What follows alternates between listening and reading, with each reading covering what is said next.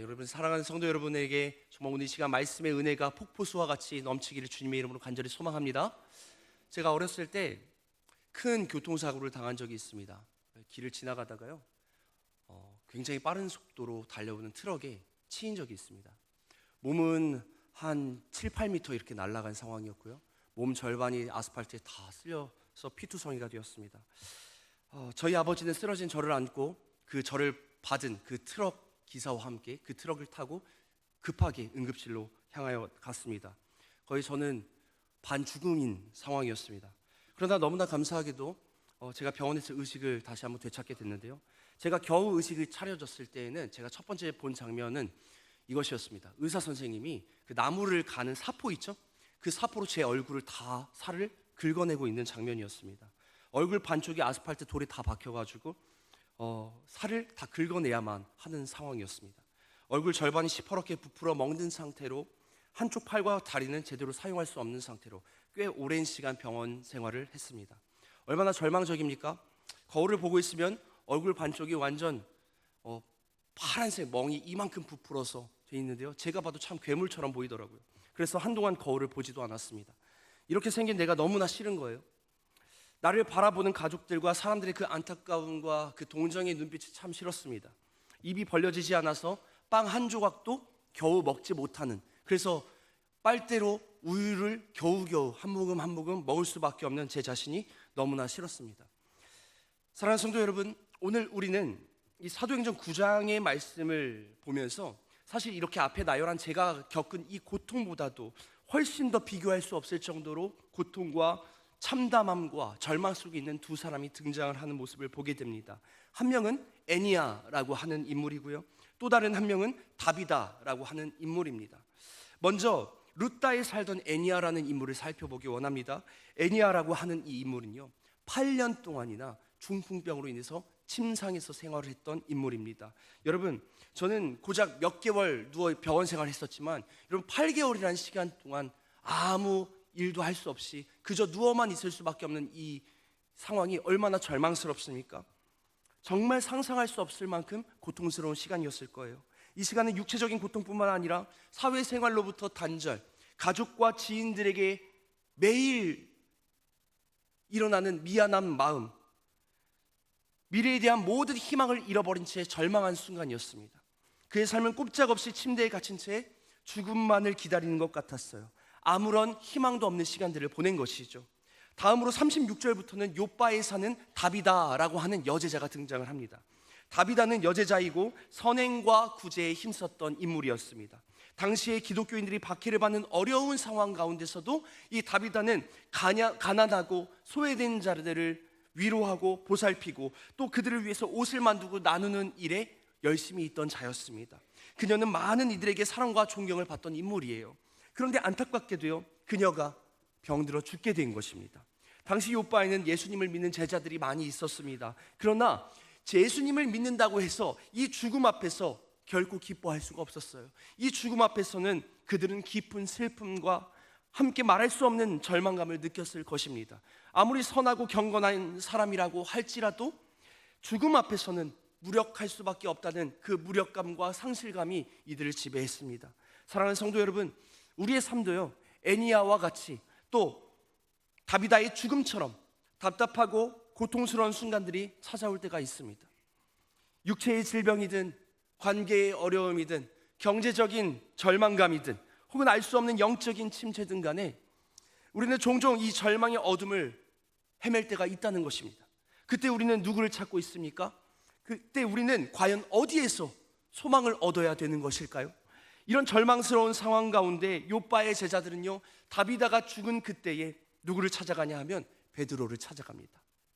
그들이 베드로에게 무엇을 기대했는지 정확하게 알 수는 없지만 예수님의 제자이기에 혹은 영적인 지도자이기에 어떤 특별한 능력이 있지 않을까, 그에게서 어떤 해답을 구할 수 있지 않을까, 이런 절박한 심정으로 찾아갔을 거예요.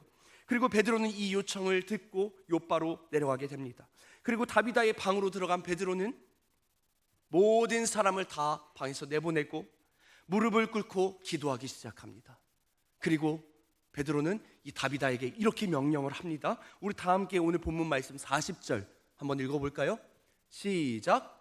베드로가 사람을 다 내보내고 무릎을 꿇고 기도하고 돌이켜 시체를 향하여 이르되 다비다야 일어나라 하니 그가 눈을 떠 베드로를 보고 일어나 앉는지라. 아멘. 다비다야 일어나라 이렇게 명령하는 거예요. 죽은 지 이미 시간이 흘러서 시신을 씻겨냈고 또 수의를 입은 상태였음에도 불구하고 베드로는 선포합니다. 다비다야 일어나라. 그때 어떻게 됩니까? 그 명령이 선포되어지는 그 즉시 다비다는 눈을 뜨고 베드로를 보면서 일어나는 기적이 나타나게 됩니다. 죽은 자가 다시 살아나는 것이죠. 이 사건은 단순한 소생을 의미하지 않습니다. 그녀를 슬퍼하던 사람들에게는 놀라운 기쁨과 함께 죽음마저도 주님의 권능 앞에서는 아무것도 아니구나 라고 하는 이 사실을 선포하는 사건이었습니다. 이전에 말씀드렸던 중풍병자인 애니야도 마찬가지였어요. 베드로는 먼저 애니야에게 가서 동일하게 명령합니다. 우리 다 함께 34절 말씀 읽겠습니다. 시작. 베드로가 이르되 애니야야 예수 그리스도의 이름이 너를 낫게 하시니 일어나 내 자리를 정돈하라 한데 곧 일어나니. 아멘. 8년 동안 좌절과 죽음의 고통 속에서 살던 이 애니야가 그 주님의 이름의 권세 앞에 그 명령 앞에 자리를 정돈하고 일어납니다. 8년 동안 누워있던 사람이 그 한순간에 기적을 보게 된 거예요. 이것은 단지 육체적인 치유의 삶을 넘었어요. 전인격적인 삶 전체가 회복되는 놀라운 사건이었습니다. 그의 삶은 더 이상 죽음을 향한 침상이 아니라 새롭게 시작되는 생명의 터전이 시작된 것이죠. 여기서 우리가 주목할 것은 베드로가 자신의 능력으로 이 일을 행한 것이 아니라는 사실입니다. 그는 누구의 이름으로 명하였습니까? 예수 그리스도의 이름으로 명한 거예요. 그리고 기도를 통해서 하나님의 권능이 나도록 통로의 역할을 감당한 것뿐입니다. 여러분, 그는 병든 자를 향해 예수 그리스도께서 너를 낫게 하시니 라고 말했고, 죽은 자를 향해서는 기도한 후에 일어나라 이렇게 명령했습니다. 여러분, 이 사건이 무엇을 보여줍니까? 예수 그리스도의 이름에 권세가 있다는 것, 그리고 예수 그리스도께만 모든 영광이 올려져야 된다는 것을 우리에게 보여주는 것이죠. 사랑하는 성도 여러분, 베드로를 통해서 역사하신 이 하나님의 생명의 능력은 오늘날 우리에게도 동일하게 임하게 되는 줄 믿습니다. 우리의 삶을 짓누르는 문제들이 아무리 커 보이고 절망적으로 느껴져도 예수 그리스도의 이름에 능력이 있음을 믿으시길 바랍니다. 그 이름 때문에 우리가 그 능력을 의지할 수 있고 새로운 삶의 소망을 갖게 되는 것이죠. 중요한 것은 우리가 얼마나 능력이 있는가가 중요한 것이 아니라 우리가 능력 많으신 그 주님을 얼마나 신뢰하는가가 중요한 것입니다. 우리 모두가 능력의 주님, 그 이름의 권세를 신뢰하는 믿음이 오늘 이 시간 생겨나게 되기를 주님의 이름으로 간절히 축복합니다. 애니야와 다비다의 치유와 소생 사건은 단순히 치유로서 끝나지 않습니다. 이 사건이 어디까지 확장되는가? 이 놀라운 기적들은 루다와 요빠 온 지역에 퍼져나가게 됐고요, 그 결과 많은 사람들이 주님께로 돌아오는 놀라운 역사가 일어나는 확장의 순간이었습니다. 우리 다 함께 34절과 42절 말씀을 읽겠습니다. 시작. 루다와 사론에 사는 사람들이 다 그를 보고 주께로 돌아오니라. 온 요빠 사람이 알고 많은 사람이 주를 믿더라. 아멘. 사람들은 직접 눈으로 하나님의 권능을 목격했습니다. 복음을 받아들이게 되고, 그리고 많은 사람들이 주님을 믿게 되었습니다. 죽음의 자리에서 생명의 역사가 일어남으로써 결과적으로 하나님의 나라가 확장되는 역사까지 일어나게 된 것이죠. 여러분, 치유의 역사는요, 성경이 나오는 모든 치유의 역사는 단순히 치유에서 머물지 않습니다. 그 치유를 왜 주셨는가가 중요한 거예요. 예수님께서 걷지 못하는 자를 일으키시고 눈먼 자를 보게 하시고, 그리고 또 귀신 들린 자를 치료하시고 죽은 자를 살리신 이유가 있다는 사실입니다. 그 이유가 무엇입니까? 그것을 통하여서 하나님 나라가 전파되는 것, 이것이 목적인 줄 믿습니다. 복음을 증거하는 통로, 진정한 구원자가 예수 그리스도라는 사실을 알려주시기 위해서 이 치유의 역사들을 보여주시는 거예요. 베드로는 이 이후에도요, 요빠에 머물면서 마지막 절에 보니까 무두장이 시몬의 집에서 여러 날을 지냈다고 기록하고 있습니다. 여러분, 이것이 무엇을 의미할까요?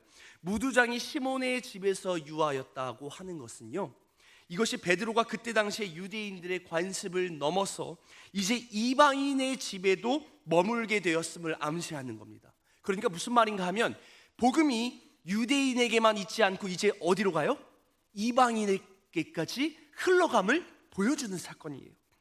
즉 베드로의 사역은 단순히 병을 고치고 죽은 자를 살리는 그런 차원들을 넘었어요. 복음 전파와 하나님 나라 확장이라는 더 큰 그림 속에서 이루어진 사역이라고 하는 것입니다. 서두에 제가 사고 난 이야기를 했어요. 정말 목숨이 위태로운 상황이었습니다. 그런데요, 제가 어떻게 살아났을까?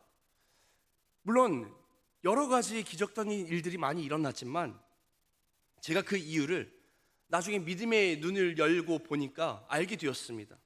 제가 사고 나던 당시 피투성이가 된 저를 안고 그 트럭을 타고 응급실로 달려가는 중에 저희 아버지가 이렇게 기도를 했다는 거예요.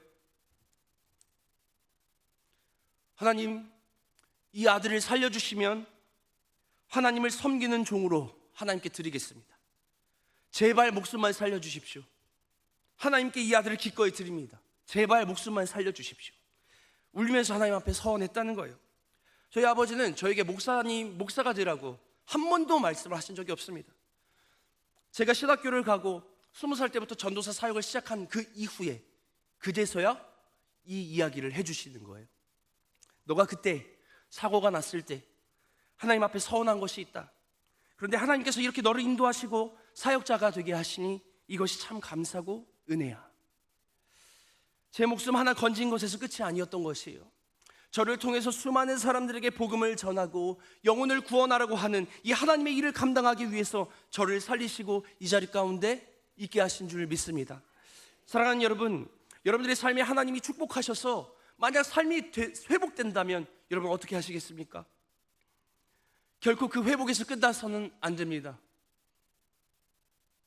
그것을 통하여서 하나님께 영광 돌리고 하나님의 놀라우심과 예수 그리스도의 복음을 증거하기 위해서 우리도 발벗고 이제 나가야 되지 않겠습니까?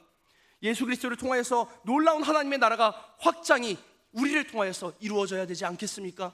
그래서 여러분 나병 환자를 기억하시잖아요. 10명의 나병 환자가 왔지만 10명을 다 회복해 주셨지만 9명은 돌아오지 않고 1명만 예수님께 와서 영광 돌리고 감사와 찬송을 올려드립니다. 여러분 회복에서 끝나는 것이 아니고요, 우린 다시 한번 주님 앞에 돌아와서 감사와 찬송을 하고 우리의 삶을 통하여서 이것이 나의 간증이요, 이것이 나의 회복이고 생명입니다. 우리가 예수 그리스도의 복음을 증거하고 하나님 나라의 확장의 통로로서 사용되어야 될 줄 믿습니다. 말씀을 정리하겠습니다.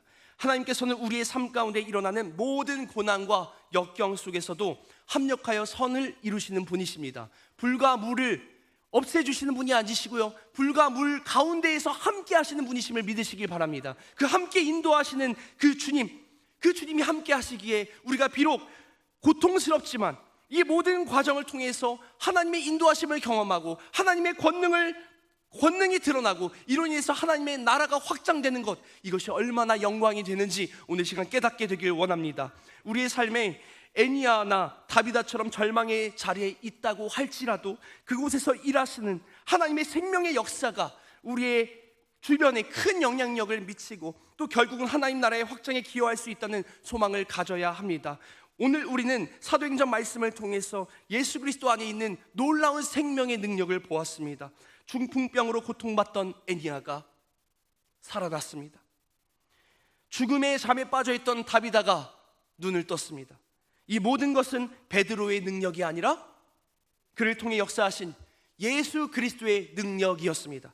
우리 각자의 삶에는 여전히 풀리지 않는 문제들, 침상에 갇힌 것 같은 답답한 현실, 혹은 도저히 소생할 수 없을 것 같은, 죽은 것 같은 우리의 삶이 있을 수 있습니다. 그러나 기억해야 돼요. 주님은 죽음의 자리에서도 생명의 자리로 인도하시는 분이십니다. 우리의 절망적인 상황 속에서 예수 그리스도의 이름을 붙들고 기도할 때에 그분은 우리를 다시 일으키시고 살리시고 놀라운 생명의 역사를 이루시는 분이신 줄 믿으시기 바랍니다. 바라기는 저와 여러분들의 삶 가운데 예수 그리스도의 생명의 능력을 경험하고 그 능력으로 말미암아 주변 사람들에게 선한 영향력들을 끼쳐 많은 이들을 구원에 이르게 하고 또 복된 삶의 통로로 사용받게 되기를 주님의 이름으로 간절히 소망합니다. 기도하겠습니다. 우리 다 함께 통성으로 기도하기 원합니다.